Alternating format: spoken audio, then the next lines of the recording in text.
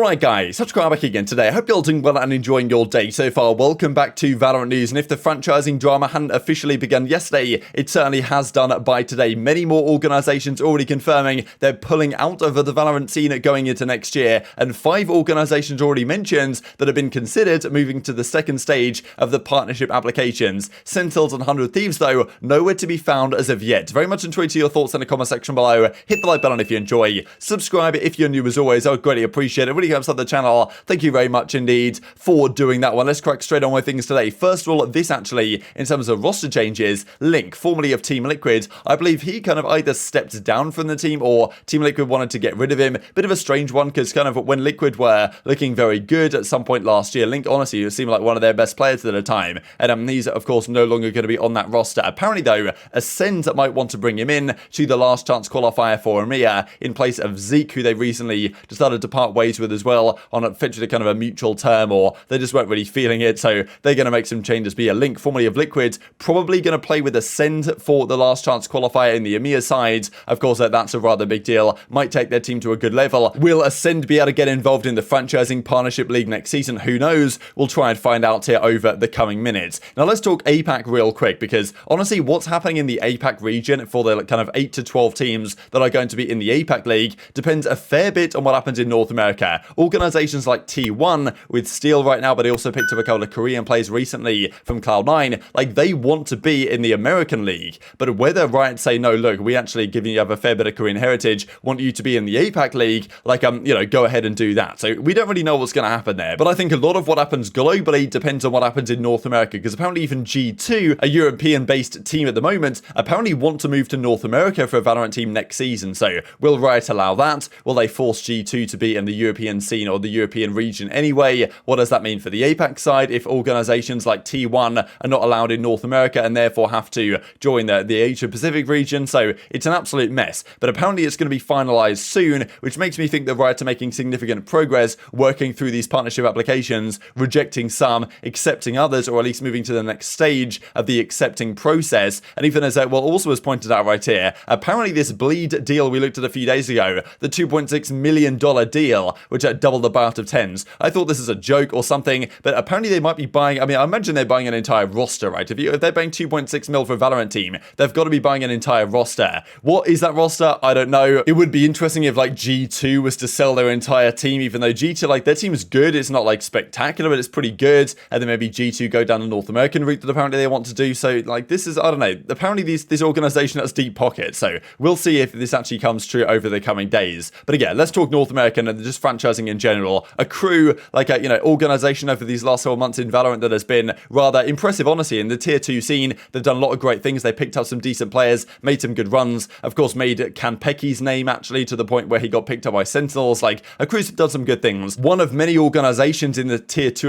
Valorant that have really made good progress in that scene, but unfortunately now we're finding themselves in a position where they just can't afford to keep going in Valorant because they don't know what the future holds. The main issue here is that a lot of these organizations have no idea what the tier 2 scene looks like, whether it's even reasonable to actually invest in, whether it can potentially be profitable. The only thing people know about is that there's going to be 8 to 12 teams in official partnership leagues in 3 different regions next year. No one knows what the tier 2 scene looks like. No one knows what the support is going to be from Riot, like how many tournaments are they going to be. Like there really isn't any information on this. So organizations like a crew that aren't going to be in the franchise league anyway and aren't going to get accepted into that with their application if they even decided to admit one or submit one, then they really have no idea whether there's any rate of return. So they might as well just release their roster and make the return if it seems viable to do so, which is the same situation that pretty much every organization that isn't going to get into the actual partnership league is going through right now. A crew confirmed yesterday they've decided to temporarily leave competitive Valorant because they just can't afford to commit to it and keep paying the salaries when they don't know what the future holds and whether tier 2 is actually a viable option for them as an organization. And the same exact thing confirmed yesterday about NYXL, or like the New York Fury, I guess NYFU was what they were calling their Valorant team, formerly Andbox. They've decided to pull out of Valorant, right, leaving all their players as free agents. This is honestly so difficult for so many of these guys. There's not only are players like ShotUp and other players on NYFU, even the likes of your boy Dre, I believe, was tweeting this out, saying he'll be taking an indefinite break to figure out what I want to do with my future. So crazy stuff, right? Like guys like Dre are really a talented player. He had some good success actually in, I'm pretty sure he was on LG right briefly in the actual in the pro league effectively, and now he finds himself on NYFU for a time, and now he's thinking, well, I might have to take an indefinite break here, because what organization who's going to get into the partnership side is going to pick him up? It might be very difficult to get a spot. And then in the challenger side, or I suppose in the tier 2 scene, like how many organizations are going to be left to pick these guys up? So many players of a very solid caliber are finding themselves in positions where they're going to have to think, okay, what do I actually do with my future here? Because I've been dropped from my organization, they've pulled out, like I don't have a clear spot next season in the franchise side. So many players and staff for these teams in general are going to suffer because of this. It might work out in the long term for Valorant, but I think the way they've done it here in the short term is it is hurtful to more than it is helpful. And even Knights, we looked at yesterday, right? The fact that Knights kind of were on the cusp of making it through this year to the last chance qualifier, failed to do so. They're apparently going to sell their main roster, promote their academy, but yeah, they didn't make it to the next stage of franchising, so they might be another organization to pull the plug in due course. And these apparently are the organizations so far that have left since franchising. Luminosity, Saw, Accrue, NYXL, or the NYFU team is what's happening so far. And of course, Shopify Rebellion, also they failed. They picked up the ex-Luminosity squad. They, I believe, also have their partnership application rejected, so they're thinking about what they do as well, which might not be a positive thing either. And this is the thing, as Goldenboy points out, right, to actually working with Riot and Valorant themselves, cautiously optimistic about Riot's plans for the partnered leagues. That being said, there needs to be communication sooner rather than later regarding what will happen to the tier 2 community. Esports doesn't work when it's built from the top down. Grassroots are key. Absolutely agree with this one, and it's causing an absolute disaster for a lot of these organizations that aren't going to get into the partnership league, thinking what do we do, and therefore the players that are involved with those teams are getting dropped on their necks, and this is not going to be the last we see of it over these next couple of weeks. Now let's talk about the organizations that actually are going to get accepted. Apparently 5 organizations have made the cut so far into the next round of talks. Now there's going to be 8 to 12 teams in each league. We don't know how many there's going to be in each league. Let's say we're being optimistic here and there's going to be 12 in North America, because there probably needs to be 16 to be honest. But let's say there's 12, and that's not just North America actually, that's at the Americas. That's at North America plus Brazil, Latin America as well, Central America. So there are going to be more teams, probably only like 8 maximum, maybe 9 maximum for North America if they want to go down that route, but more than likely 8 is the absolute limit. And even if there's only 10 teams, probably you only get 6 or 7 North American organizations. So very few are actually going to make it through here. Some are going to miss out, but apparently TSM, Cloud9, The Guard, NRG, and Version 1 have made it through to the next round. I'll leave the entire article linked for you guys down below, but apparently several North American teams have been shortlisted and will undergo individual meetings to divulge financial information. Teams such as The Guard, TSM, Cloud9, NRG, and Version 1 have made it through to the next round, according to multiple sources. In Korea, DRX Vision Strikers are likely through to the next round as well. So that's what's going on. He also talks about T1 and G2, the fact that G2, which is founded in Europe, wants to move to the North American Valorant scene, and T1 is still adamant it'll be in North America, despite the brand being predominant in the Korean market, according to multiple sources. So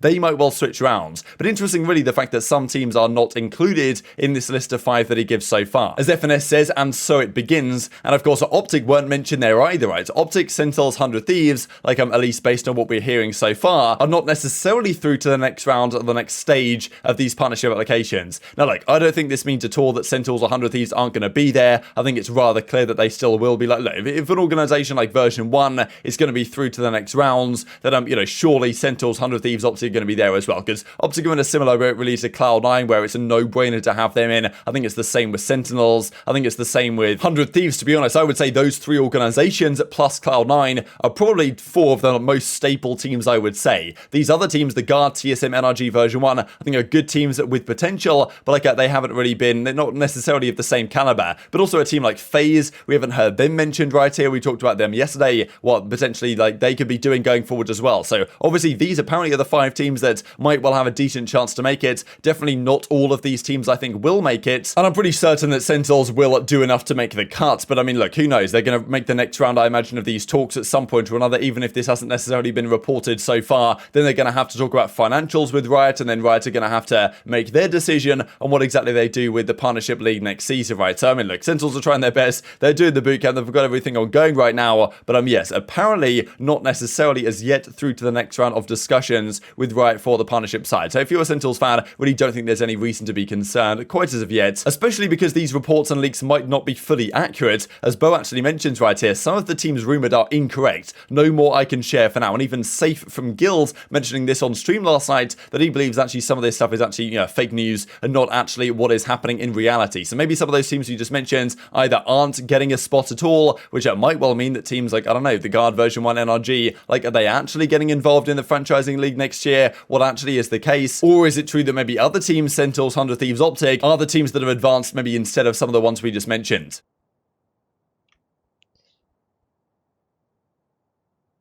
Guys, I just want to say about this franchise thing that you guys saw on Twitter, it's completely fake. Because I know for a fact that it's not true that we're not on that list. So there you go. Like, I know for a fact.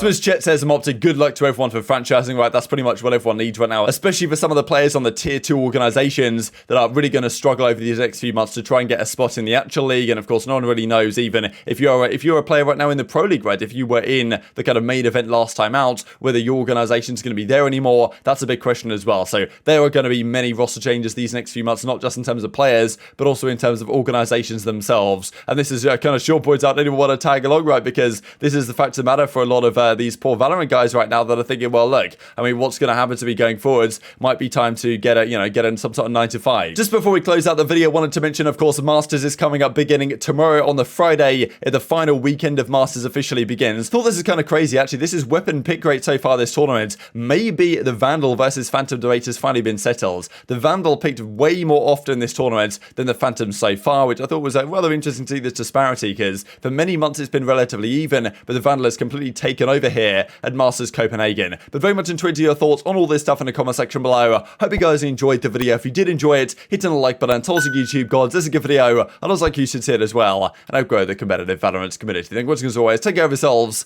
and I'll see you next time.